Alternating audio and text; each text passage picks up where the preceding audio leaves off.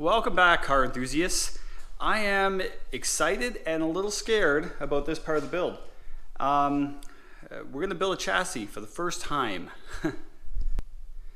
So my last video, we built the chassis table, and now we're gonna attempt to do something with it. And if all goes well, we'll have done something cool. And you know, I like to try different things. One of those things is building a chassis from scratch, and you know, how hard can it be?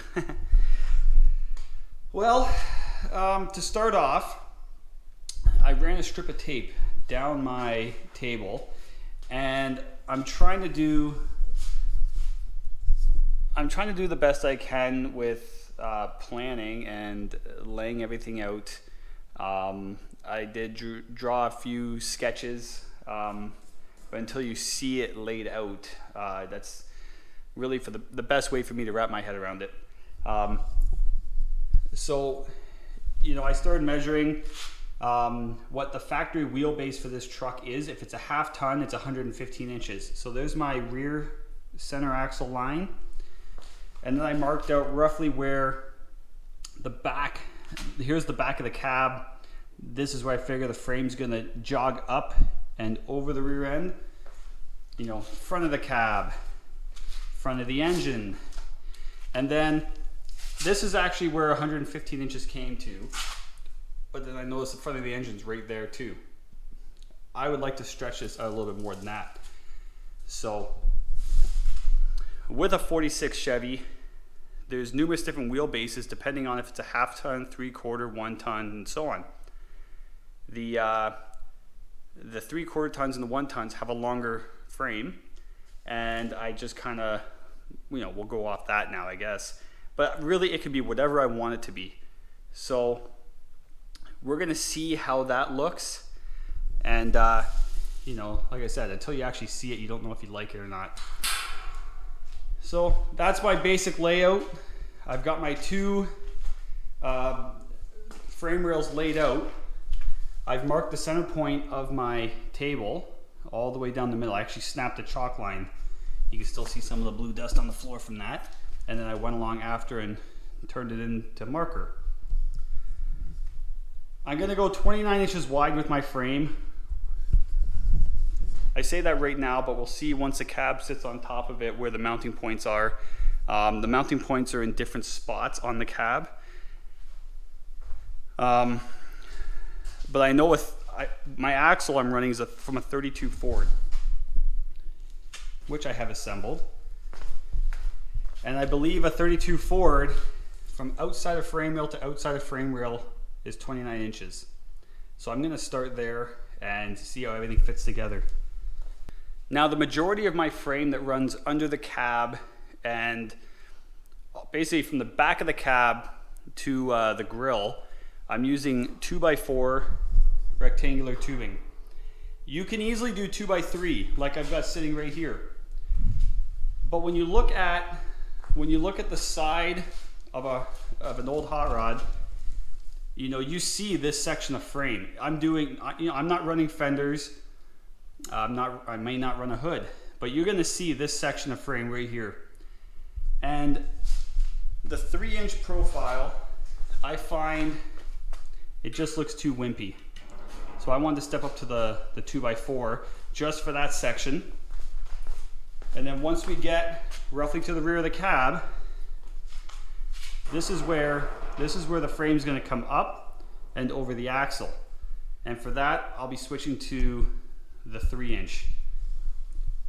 And I wanna miter all of my joints just because it looks better, it's stronger, I don't have to cap any ends off.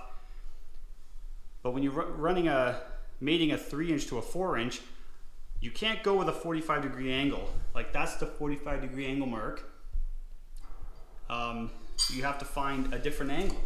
This is where your math comes in. And this is what I've got written down.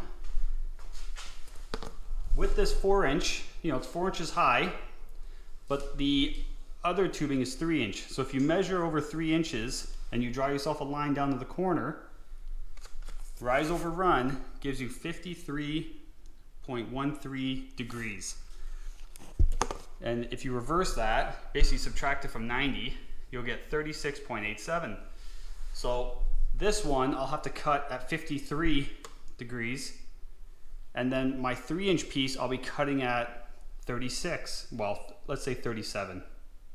We'll round that down, we'll round that up. So 53, 37. Just a little piece of advice. If you don't have a digital angle finder, get one. Makes the job a lot easier and makes your cuts that much more precise. Like, check this guy out. So I already have it set to 53 degrees. That's my first cut. Set it up against my fence. And my cut's gonna be right on. And this has worked great for figuring out my other angles as well, and I'll get to that in a minute. I'm going to cut these 4-inch pieces first, and then we'll set the saw for my other cuts.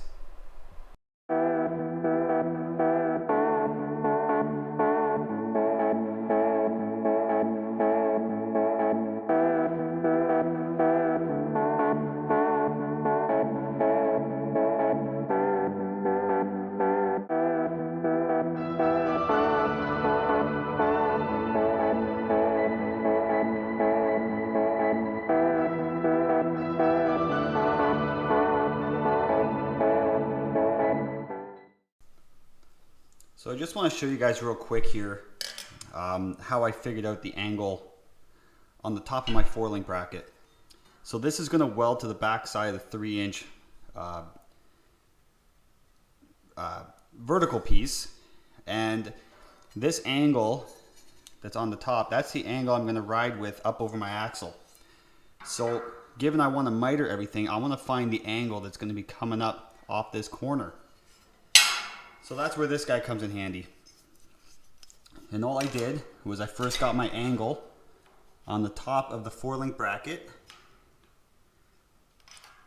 which is 111.8.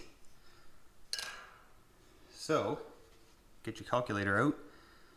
360 degrees minus 111.8 gives you 248.2.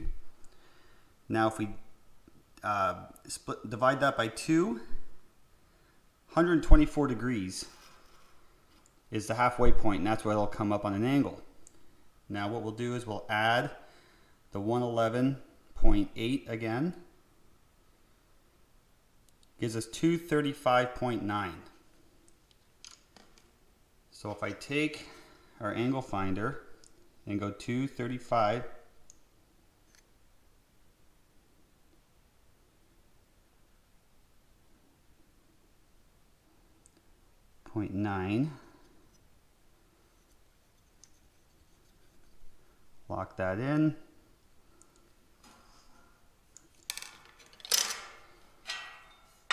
And my bracket sits there. My top point is there.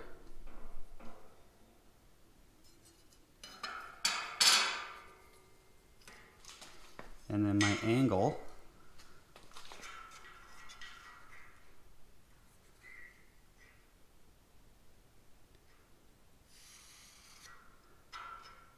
and my marker's dying.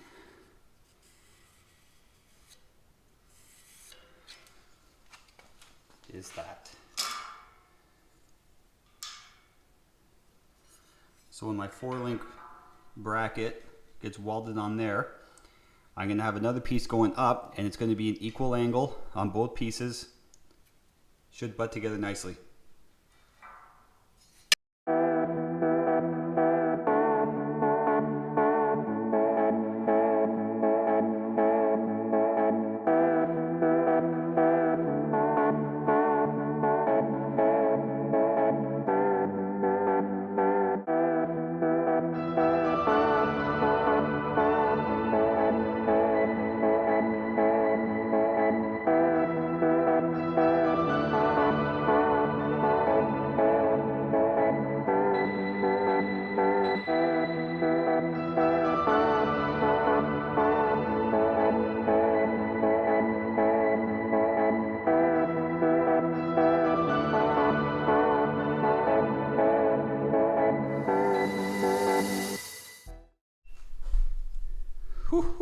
check this out.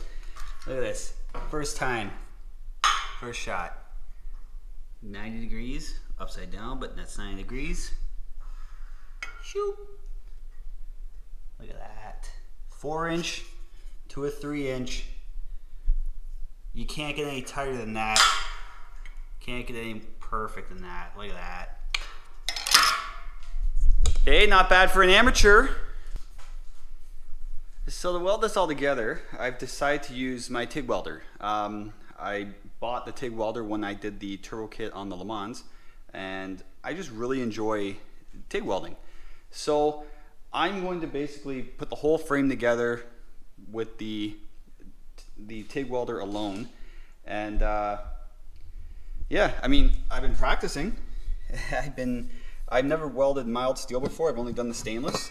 So, you know, I played with different heat temperatures and different thickness of tungsten. I actually went with a thicker tungsten, a 3/32. And, you know, some of the welds you could tell got really hot. Some stacked like dimes. But it's all learning curve. And I mean, it's cleaner and I just enjoy it. So I've already gone ahead and tacked these pieces together. And I mean, look at that fitment. Very, very clean.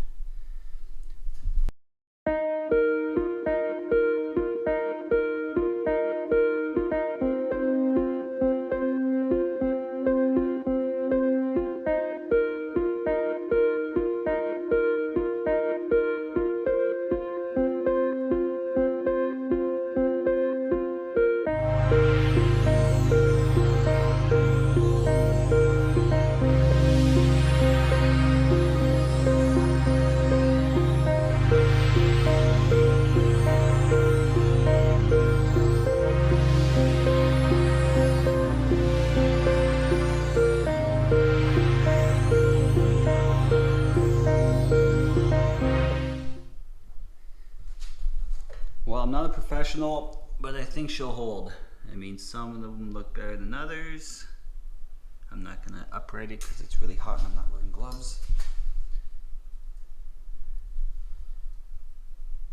But it's welded. It may not look the prettiest, but you're not gonna see it anyway. Well, I'm out of argon, so I gotta go get another bottle filled and then keep pounding away on the rest of this tomorrow.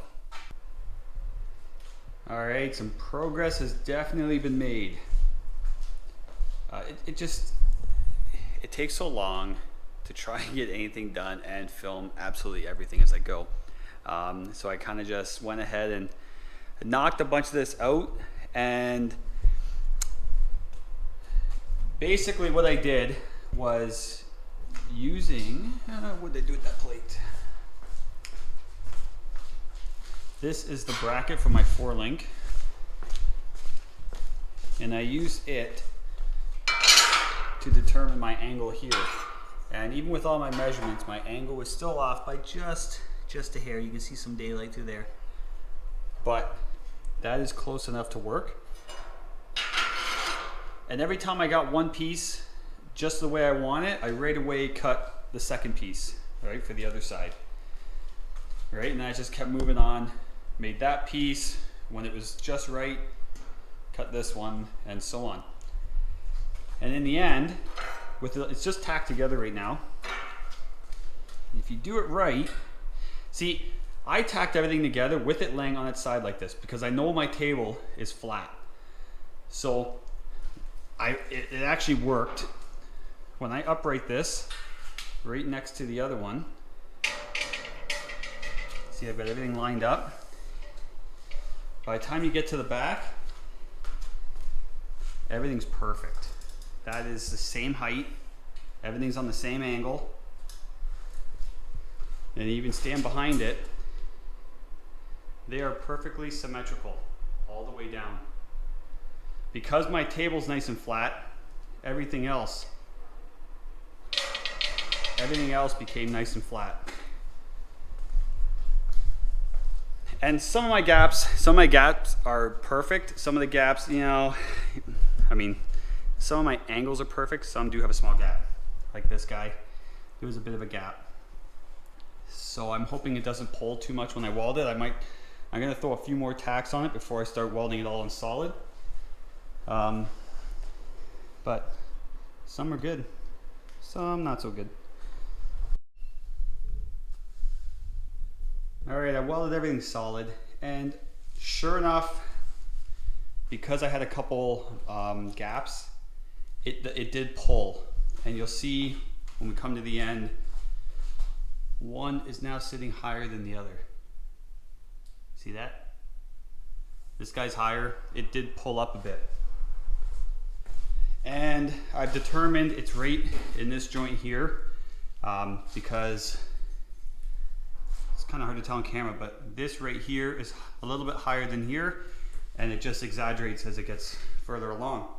So I need to recut this guy and just tweak it down a bit. So I'm going to do that right now.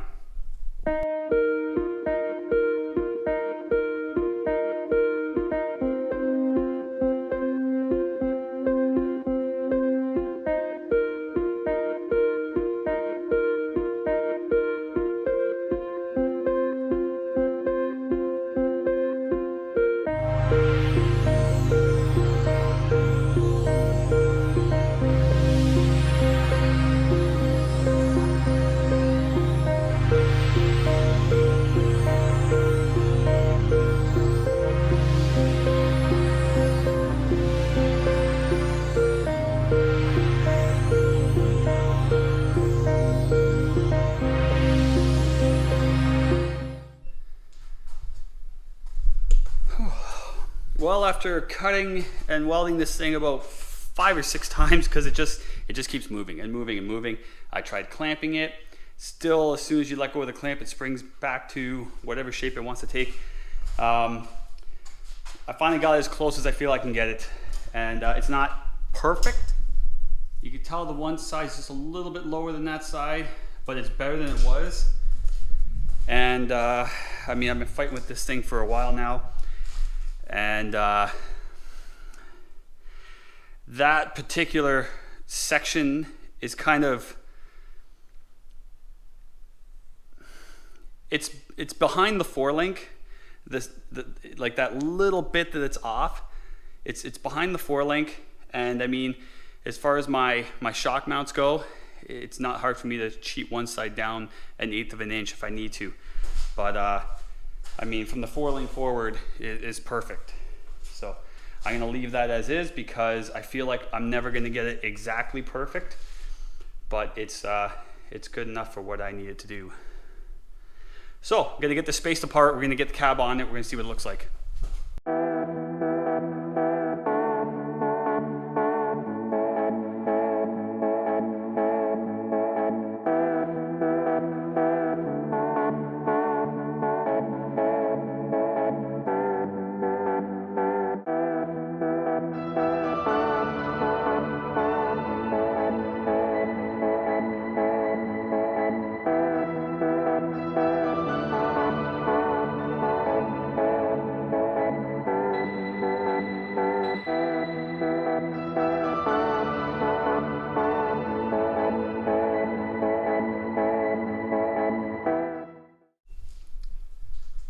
Well, there she is with the cab on. It's cool seeing this thing come together the way it is. Now, going by how wide I want to have this frame, the number I was trying to go with is 28. And looking at what a 28-inch wide frame looks like, well, you tell me what you think. A lot of these hot rods, I see guys moving the frame rail just inside the cab and shoving it up as far as they can, just to get the whole cab sitting lower. You don't see the frame, and I mean, it's an easy way to lower a vehicle, you know, basically doing a body drop. Now, I don't think I'm going to move it. I think I'm going to leave it just where it is, because if you look from the side, I'm already pretty low. Like that frame is sitting down about, well, this board's 1.5 inches thick, and I'm probably 1.25 inches height from the frame to the, like from the table to the bottom of the cab. And I think what I'm gonna do when I do my mounts, I'm gonna bring the cab down just a little bit. I'm still gonna keep a gap between my frame and the cab. I'm probably gonna bring it down half that height. So probably 3/4 inch, maybe a full inch, keep it 1/2 inch away. And I think we'll be all right there. Now, the biggest reason for that is I don't want to go too low with the cab because I don't want the cab to be the lowest part. If I ever pulling this thing onto a trailer that's got a wicked angle from the ramp to the deck, if I don't happen to use this trailer, I don't want to bottom out on the cab. I'd rather the frame take the hit than the cab. The other reason why I don't want to go any narrower with the frame, I just kind of laid the rear end in place. It is centered to where it's going to be. And if you look at where the housing meets the tube, if I roll this forward, I have to weld 2 brackets on here for my 4-link and the corresponding brackets onto the rear end. My one bracket's already going to be right up against the end of the housing. If I narrow this frame anymore, I'm going to have to try and attach the 4-link up here somewhere, and then I feel that's going to turn to a mess. Because the hole, I already know I have to change the diameter of the hole, but that's going to get into a larger can of worms, I feel. So I think this is what we're going to go with. 28 inches wide from outside to outside. I'm going to start getting some cross braces welded in place so that, I mean, right now the frame's sitting exactly the way I want it. I got to get some pieces in there to keep it that way. So let's do it. Okay, progress update. I've got 1 bar welded in at the front, well, the front of the rear end, I guess you'd say. I haven't welded the bottom side of it yet because I'm no pro. I can't TIG weld upside down, so I'm just going to wait until I can flip the frame upside down, and then I'll finish welding that out. At the back here, I'm about to weld these 2 bars in. I've already taken a wire wheel and some brake clean and cleaned up the ends. And on the inside of the frame, I took a grinder and ground down the area in which I'm going to be welding it to flat, and then drilled a hole for each bar that I'm welding in. Just because as you weld, there's gas, like the air inside wants to expand, and it'll blow out your weld as you're finishing it off. So the air needs to be able to expand and go somewhere, so I drilled a pilot hole. And then I wire wheeled and took brake clean to that.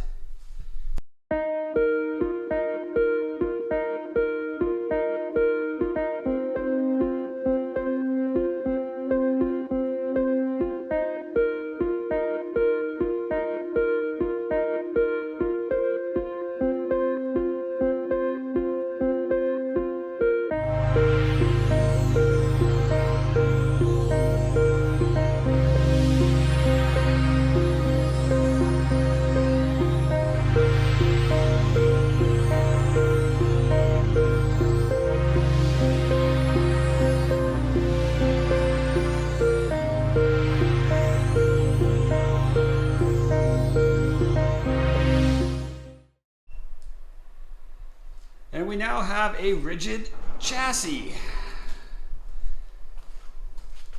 I wouldn't call it stacking dimes, but I call it welded. Now ignore this 2x2 piece I have in here. It's just sitting there. It's just so nothing at the bottom moved. When I put my 4-link brackets in, there's going to be a bar I'm sliding through here. I don't know if I'm going to leave it in or not. I think I will. But I didn't want to weld. I mean, that's going to be in the way of the drive shaft. So I have to see where this bar sits to know what kind of horizontal brace or tubing or whatever I'm going to put in there. Because I don't want the bottom of the frame to move in and out. So for now, that's just sitting there just so everything stays where I want it. But the back is all square and solid. When I flip it over, I'll just finish the last little bit on the bottom side. But those are all the bars I'm going to put in the back for now, because I don't know exactly where my shock mount is going to go. I do have another bar cut for that. And up front, I got this guy tacked in. Because again, I don't know, I want to see how it looks. This is roughly where I think my front axle is going to mount, just in front of this, suicide style. So I've got this guy tacked in. This is a 3 3/8 piece of pipe. It is a 3/16 wall, so it's thicker than this stuff, which is 1/8. But I think that's where I'm going to want it. But I just tacked it in for now. I can move it. Once I get the engine sitting in place, you know, I can have a better look at how much room I have up front and how much room I'm going to need, because I do have to fit a radiator and stuff like that up front. But yeah, it's coming together. I think that's all I'm going to do for today.